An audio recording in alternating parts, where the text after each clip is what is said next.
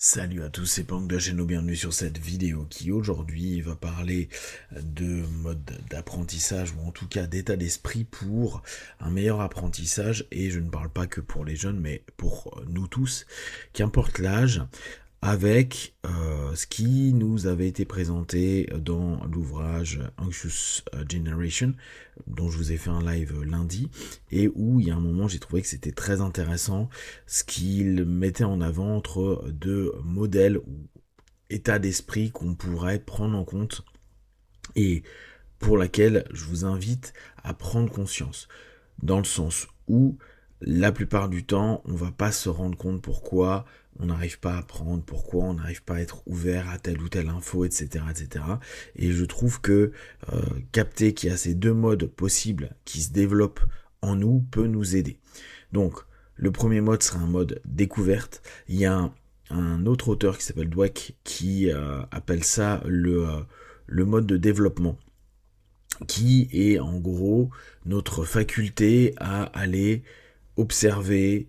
découvrir, s'ouvrir et voir les différents éléments et événements comme des opportunités. Donc, réussir à un moment donné à se dire, ok, là ce que je vais faire n'est pas quelque chose qui va me saouler, me peser, m'ennuyer, m'agacer. Quand je dis une chose à faire, une chose à apprendre, ou on pourrait même généraliser dans notre quotidien, chaque rencontre ou chaque élément qu'on met en place peut être un apprentissage, ou peut-être une augmentation de vos compétences, ou peut-être une augmentation de qualité, ou même plus basiquement aujourd'hui c'est devenu très commun, une possibilité de développer votre réseau. L'idée derrière ça, c'est de se dire, ok, est-ce que j'arrive à me mettre dans un mode, dans un état d'esprit, dans une façon de me comporter, dans une transe qui me permettra de me dire, ok, même si je suis fatigué, même si je suis saoulé, même si peut-être le contexte de travail ou le contexte de la rencontre ou le contexte divers de votre vie privée vous pèse, vous dire, ok, je suis sur une action, je suis sur une interaction ou je suis sur un mouvement, quel qu'il soit, comment je vais pouvoir être en mode le plus ouvert possible. Seulement, et c'est là où j'ai trouvé que c'était intéressant, il se peut que vous vous trouviez plutôt dans un monde défensif, c'est-à-dire que du coup vous êtes plus sur une observation des dangers, des problèmes qui peuvent arriver, une anxiété tout simplement, hein, donc une projection de la peur dans le futur de quelque chose qui n'est pas encore arrivé, mais il y a une espèce de notion menaçante. Et à ce moment-là, ce qui est complètement cohérent, on n'est pas du tout dans l'ouverture. On se dit, waouh, j'aime pas où je suis. Tiens, j'ai l'impression que les gens qui me regardent ici à cette réunion ou à n'importe quel type de rencontre qu'on va faire, tiens, la personne vient de me juger, ou j'ai cette sensation d'être jugé, ou j'ai la sensation que on me regarde de haut, ou j'ai la sensation qu'on me respecte pas, ou j'ai la sensation qu'importe ce qui va se passer, le mode en mode défense, donc ce que Dweck lui il appelle le mode fixe, c'est quand on est vraiment sur une notion, on pourrait même nous peut-être avec nos sémantiques un peu françaises, le mode fixette, on est complètement en train de, sans pas rentrer dans de la parano, mais on pourrait avoir un mouvement paranoïde en tout cas, à se dire,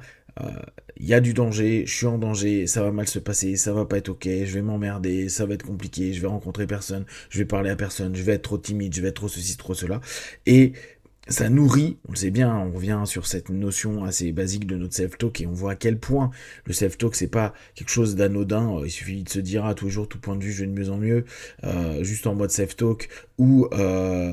tout est dans le mieux, dans le meilleur des mondes, ça ne va pas changer grand-chose si on n'arrive pas à aller à la source de notre self-talk et de se dire, ok, là, est-ce que je suis en mode découverte, développement, ou est-ce que je suis en mode défense, fixette à un moment donné. Dès que vous allez déjà prendre conscience de cette existence-là,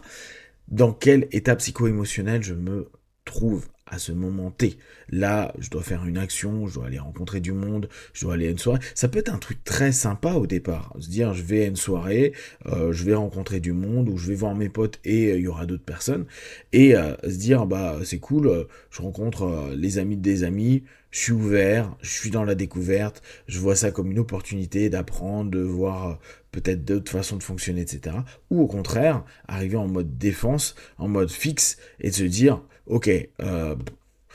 qu'est-ce que je fous là, pourquoi il y a ces gens-là,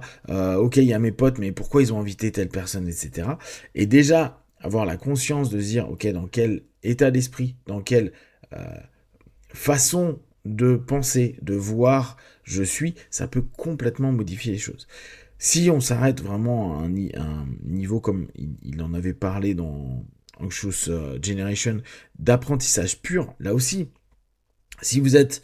dans une période la plus étudiant ou peut-être même adulte et que vous êtes en train de réapprendre, je sais pas, une langue ou une compétence,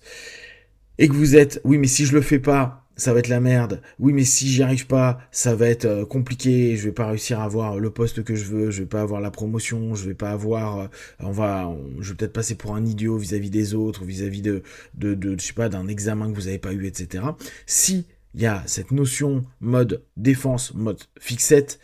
ça va être très très très compliqué pour votre système cognitif de se brancher et de créer des choses d'intégration et vous allez rester figé à vous dire ah, je comprends pas, j'y arrive pas. D'ailleurs, là on peut revenir à l'actualité, hein, à Betaram par exemple. Ça serait intéressant de voir où en sont arrivés les élèves qui étaient là-bas. Est-ce que sur certaines bases d'apprentissage, les gamins, au travers de la peur d'agression, d'être frappé, je parle même pas de tout ce qui est agression sexuelle, mais vraiment sur tout ce qui est pression hyper importante,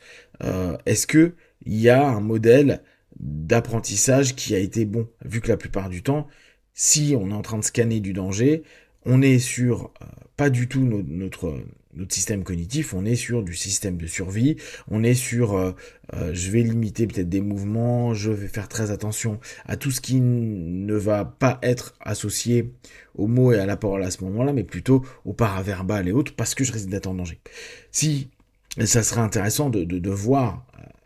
la façon dont les gens ont évolué dans leurs études, est-ce qu'ils ont réussi ou pas, etc., etc. Je vous donne un indice pour avoir été moi dans un bahut qui était un peu dur, où on pouvait se faire frapper, etc., par les profs. Certaines personnes qui étaient très très très douées dans cette école-là, donc qui arrivaient certainement à se mettre en mode découverte à un moment donné. Mais quoi, en tout cas, c'est ce que ça pouvait donner en externe, de se dire tiens c'est intéressant, la personne est en train de performer. Beaucoup de ces personnes-là que j'ai pu rencontrer par chance plus tard dans mes études avaient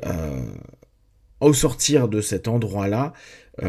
pas réussi forcément leurs études, voire ont hyper galéré a posteriori.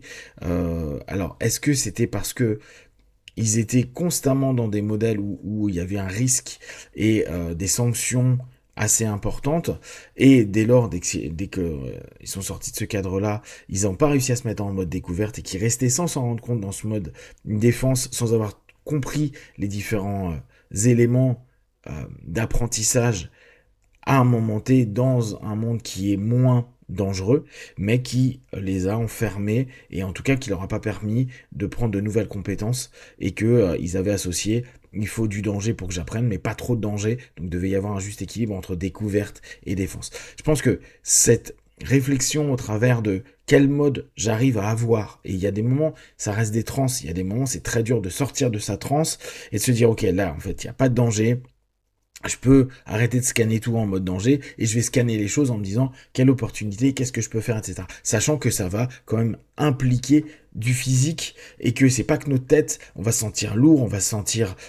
stressé, tendu, agacé, énervé, un peu sensible à un moment donné à ce que peuvent dire des autres, et l'ouverture qu'il y a à avoir pour rentrer en mode découverte, en mode développement, peut être un peu complexe. Ça peut être intéressant de travailler ça en hypnose, auto-hypnose. Je suis en train de me dire que peut-être faire un MP3 pour réussir peut-être ce switch-là à se dire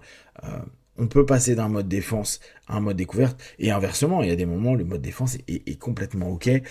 parce qu'il y a du danger et qu'il faut pas être dans des modes découverte, et ça pourrait être un petit peu l'exemple du gars qui se retrouve au Brésil ou dans des pays un peu pauvres ou très pauvres, et il se balade, il fait pas attention parce qu'il est en mode découverte et il se retrouve au milieu d'une favelle où là il aurait dû avoir un mode défense parce que bah ça va être complètement différent, même si lui il est dans une notion je m'ouvre, il y a des opportunités, c'est beau, je vois des choses, je vois des gens. Les gens en face, ils sont pas en mode qu'est-ce que tu viens faire là, mon ami, mais dégage, ou donne-nous ton argent, ou donne-nous plein de choses. Donc, cette idée, c'est pas juste, il faut tout le temps être en mode découverte. Je pense que pour l'apprentissage, bien sûr, faut l'optimiser, mais le mode défense n'est pas un truc négatif. C'est compliqué quand on doit assimiler de nouvelles informations, de nouvelles données. Si vous avez des questions et des remarques sur le sujet, n'hésitez pas à partager sur Facebook, YouTube ou autre. Comme d'habitude, ne prenez que ce qui est bon et juste pour vous, testez, observez, analysez et concluez. Be one, ciao.